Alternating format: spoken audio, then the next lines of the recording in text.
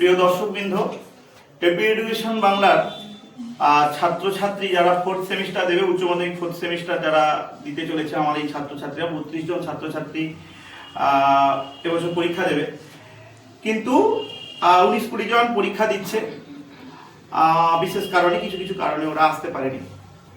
তো আজকে তাদের শেষ পরীক্ষা এবং তাদের শেষ টিউশন ক্লাস। তো এটা খুব দুঃখের যে আর তোমাদের পাবো না, রাস্তাঘাটে দেখা হবে, তখনই হয়তো মুখটা নাড়িয়ে দিয়ে চলে যাব। তো এই যে ক্লাস 11-12-এর এইখানটায় এসে আমাদের এই ছাত্রছাত্রীরা শুধুমাত্র পড়াশোনা নয়, পড়াশোনার সঙ্গে যে একটা আত্মিক সম্পর্ক, তো পুঁথিগত বিদ্যা নয়, পুঁথিগত বিদ্যার বাইরে যে আরো অনেক কিছু আছে তারা শিখেছে।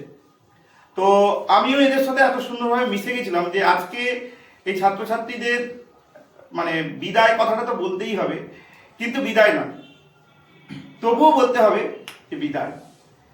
তো এই বিদায় ক্ষণে ভালো লাগছে না, এর পরের ডেটগুলোতে এই ছাত্রছাত্রীদের পাবো না, একটা বিষাদঘন পরিস্থিতি তৈরি হয়েছে। তো তোমাদের বলবো যে পরীক্ষা তোমরা ভালো করে দাও।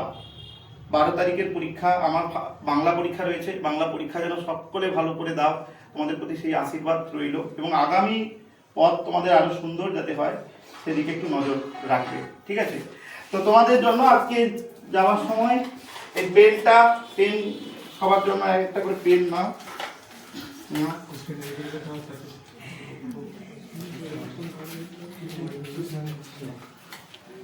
ভালো করে সব পরীক্ষা দেবে।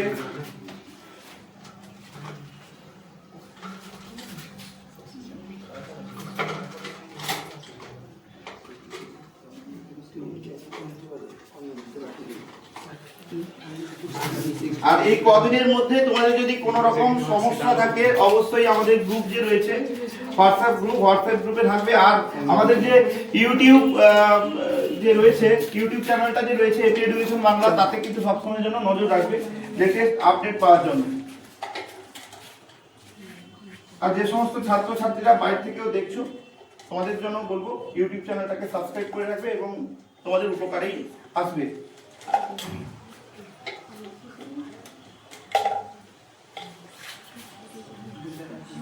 আর এই পেনটা দিয়ে পরীক্ষা শুরু হোক। হ্যাঁ, আর একটু মিষ্টি মুখ তোমাদের জন্য থাকছে না।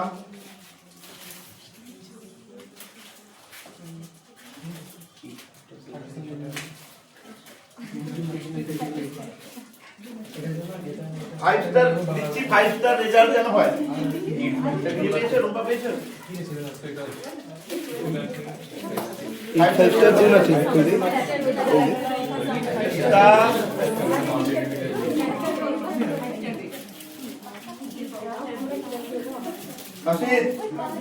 ভালো করে দিবে। আর তোমাদের অনেক বকেছি, মেরেছি নাকি? তোমাদের বকেছি নাকি? আচ্ছা, এই আমাদের ক্যামেরা করছে যে সৈকত, তো এই হচ্ছে বিষয়। তো প্রত্যেককে বলবো ভালো করে পরীক্ষা দাও, তোমাদের প্রতি আবারও রইল অগাধ আশীর্বাদ, স্নেহ, ভালোবাসা। পরীক্ষা তোমাদের ভালো হবে। এতদিন পর্যন্ত যে প্রিপারেশন তোমরা নিয়েছো, অবশ্যই তার সফলতা আসবে বলে আমি মনে করি।